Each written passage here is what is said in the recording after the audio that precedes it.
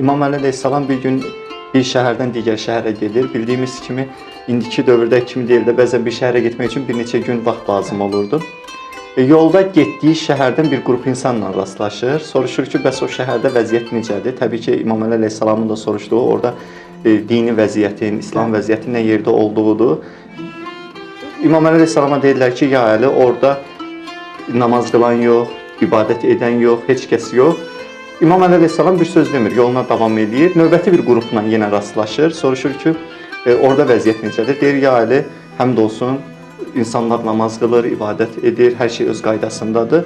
İmam Əli əleyhissalam yenə bir söz demir, yoluna davam edirlər. Yanındakılar soruşurlar ki, ya Əli, bu necə olan bir şeydir ki, eyni şəhərdən gəlir. Amma biri bir söz deyir, digəri başqa bir söz deyir. Bunun səbəbi nədir? İmam Əli əleyhissalam deyir ki, insan özü necədirsə, ətrafı da elədir. Özü necədirsə, ətrafına baxdığı zamanda özündə olduqlarını onlarda görür.